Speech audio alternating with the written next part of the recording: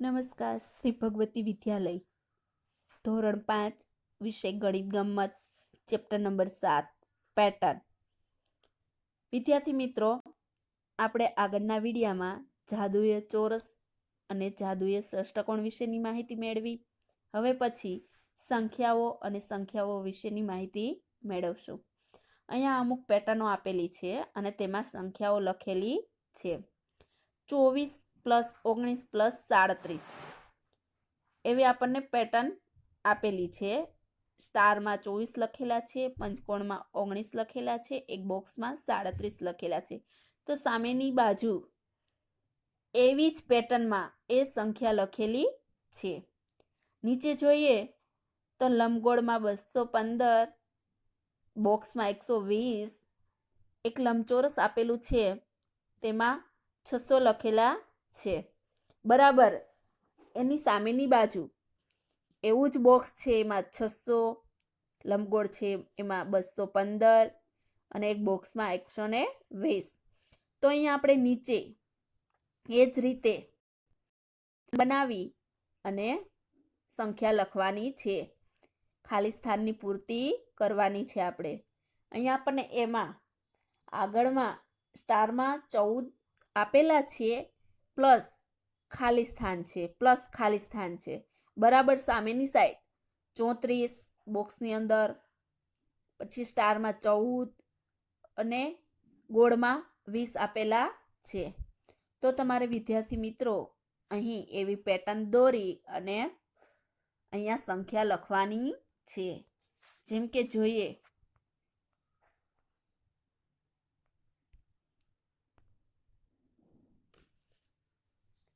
અહીંયા તમારે ચોરસ બોક્સ દોરી દેવાનું.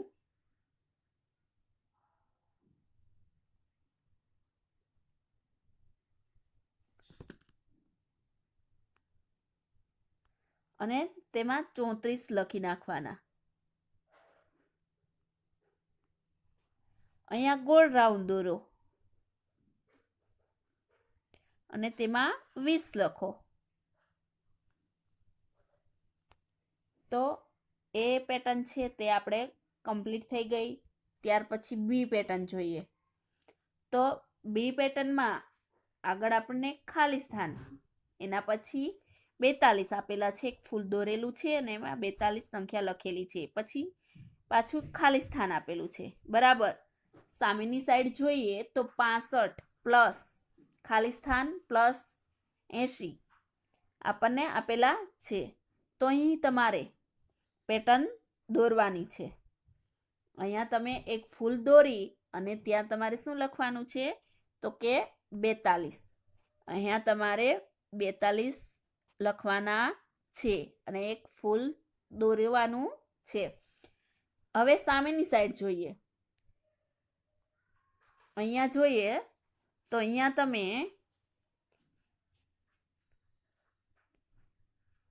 અહીંયા આપણને ષષ્ટકોણમાં 80 આપેલા છે અને એક બોક્સમાં 65 આપેલા છે. તો પહેલા અહીંયા તમે 80 લખો.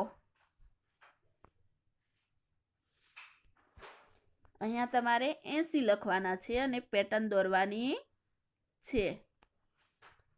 અહીંયા 80 લખીને પેટર્ન દોરજો. ત્યાર પછી અહીંયા તમે 65 લખો. અહીંયા તમે 65 લખી અને એવી પેટર્ન દોરવાની છે. સમજાઈ ગયું વિદ્યાર્થી મિત્રો? હવે આગળ જોશું. આગળ જોઈએ તો સીમાં આપણને 200 + 300 પ્લસ ખાલી સ્થાન. બરાબર આ સાઈડ આપણને ખાલી સ્થાન પ્લસ 400 પ્લસ ખાલી સ્થાન. તો આ 400 છે એ પેટર્ન દોરી અને તમે આ સાઈડ લખો. અહીંયા આપણે 400 લખીશું.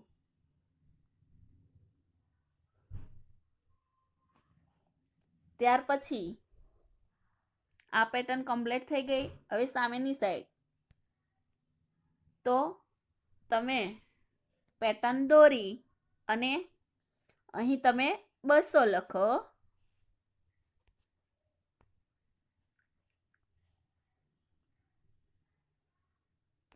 અને આગળ છે તમે 300 લખો. તો આપણી આ પેટર્ન છે તે પણ પૂરી થઈ ગઈ. ત્યાર પછી જોઈએ તો ડીમાં. હવે આ જુઓ વિદ્યાર્થી મિત્રો, ડીમાં તો આપણને પેટર્ન કે સંખ્યા આપેલી નથી, તો તમારે તમારી રીતે મનગમતી પેટર્ન દોરી અને તેમાં સંખ્યા લખવાની છે. તો તમારે આ જાતે કરવાનું છે. ત્યાર પછી હવે આ જુઓ 48 ગુણ્યા 13 બરાબર 13 ગુણ્યા 48. તો આપણે અહીંયા 48 ગુણ્યા 13 કરીશું તો તેમનો જવાબ આવશે 624 અને 13 ગુણ્યા 48 કરીશું તો પણ તેમનો જવાબ આવશે 624. તો આ બંનેનો ગુણાકાર છે તે સમાન છે. હવે એક સમાન ડાબેથી કે જમણેથી, અહીં આપણને 121 એક સંખ્યા આપેલી છે. તો 121માં તમને કોઈ વિશિષ્ટતા દેખાય છે? શું તે માત્ર સંખ્યા જ છે? જુઓ, તેને આગળથી કે પાછળથી, સીધી કે ઉલટી વાંચીશું તો તે સમાન જ છે. અરે હા, તે જમણી તરફથી કે ડાબી તરફથી પણ 1 2 1 જ છે. એટલે તમે આગળથી લખશો કે પાછળથી લખો તો એ 121 જ વંચાય અને 121 જ તેમને બોલાય. એટલે આ એક વિશિષ્ટ સંખ્યા છે. ત્યાર પછી આગળ જોઈએ.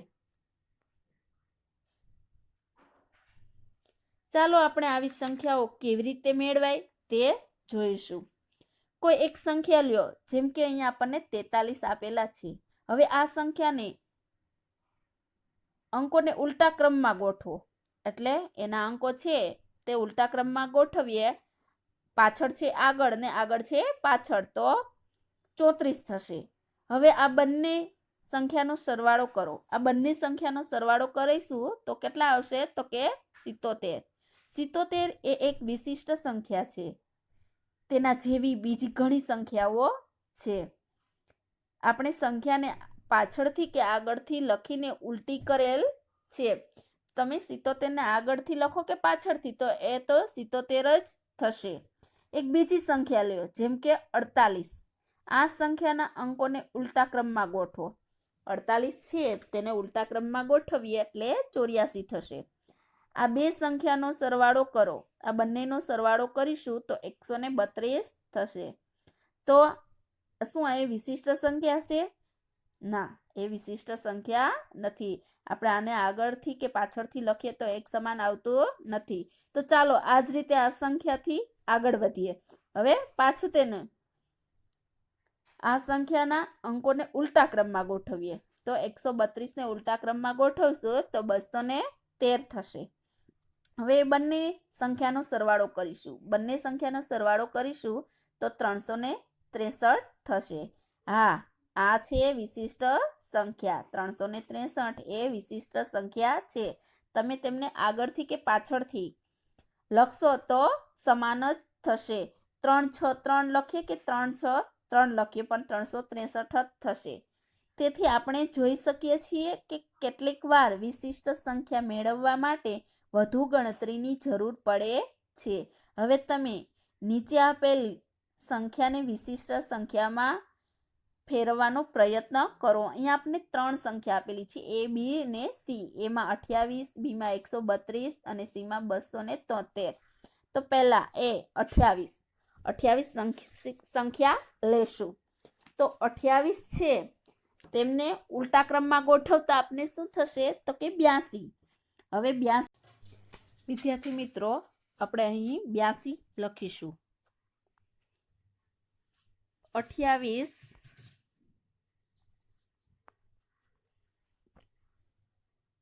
અને તેમને ઉલટા 82.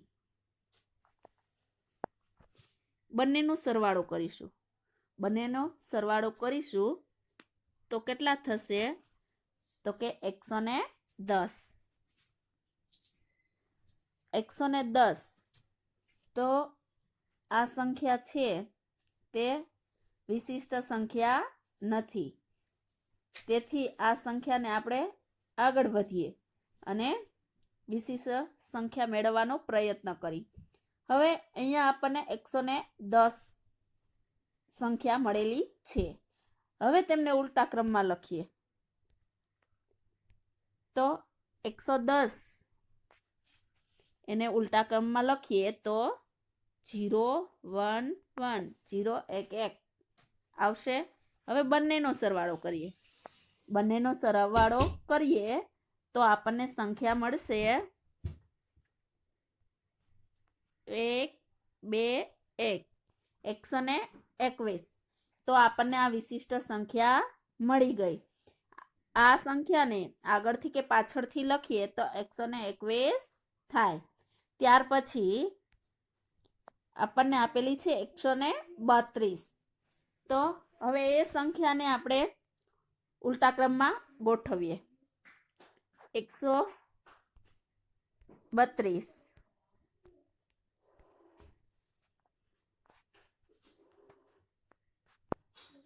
હવે તેઓને ઉલટા ક્રમમાં લખશું તો 231 થશે. હવે બંનેનો સરવાળો કરીએ તો આપણને સંખ્યા મળશે 3 6 3.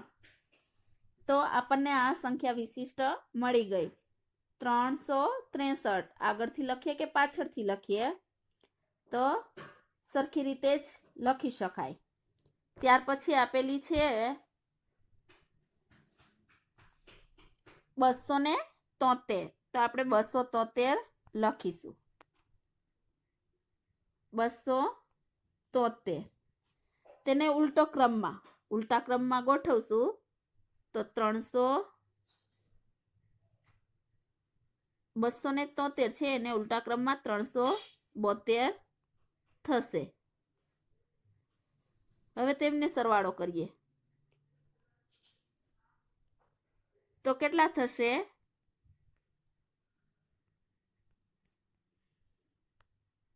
645. તો 645 છે એ વિશિષ્ટ સંખ્યા નથી. તો આપણે ફરીથી તેને ઉલટા ક્રમમાં ગોઠવીએ. 645 ને ઉલટા ક્રમમાં ગોઠવશું તો 546 થશે. હવે બંનેનો સરવાળો કરીએ તો બંનેનો સરવાળો કરીએ તો આપણને મળશે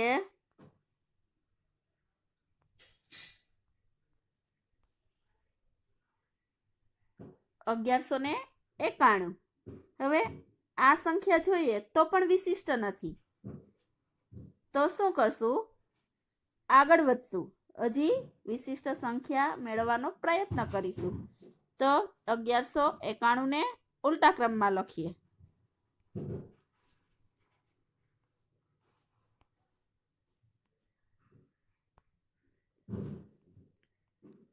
1191 તેમને ઉલટો ક્રમ આપીએ તો 1911 થશે. આ બંનેનો સરવાળો કરીએ તો આપણને 1 ને 1 2, 9 ને 1 10, 0 1, 11 નો એકડો વધાવી 1 તો 3 તો 3102. અહીંયા આપણને 3102. તો આ તે પણ વિશિષ્ટ સંખ્યા નથી. તેઓને પણ આગળથી કે પાછળથી આપણે લખીએ તો સરખી લખી શકાતી નથી. તો આગળ વધશું. હજી આગળ વિશિષ્ટ સંખ્યા ગોતવાનો કરીશું.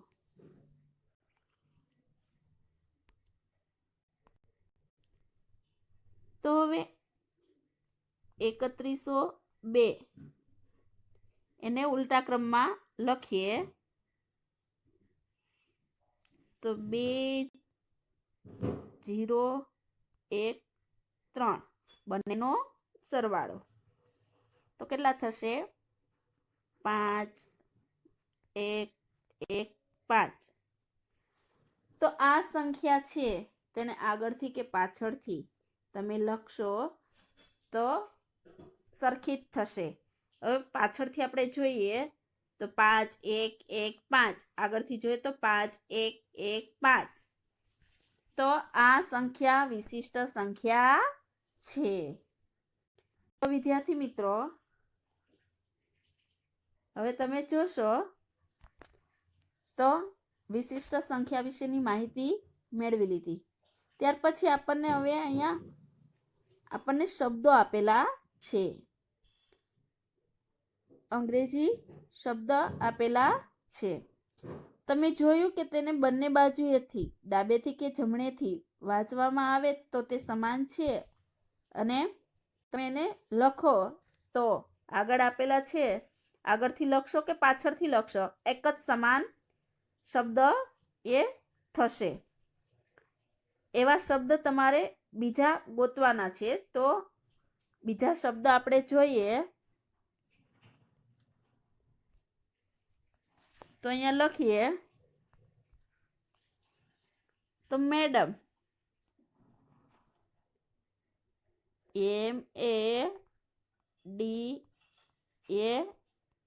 MADAM.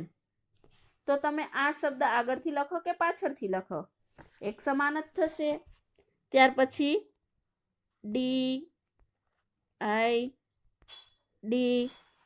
DID એ આગળ પાછળથી લખશો તો સમાન થશે. Ma'am, AM. આવા શબ્દ તમે આગળથી લખો કે પાછળથી લખશો તો એક સમાન થશે. જમણેથી લખો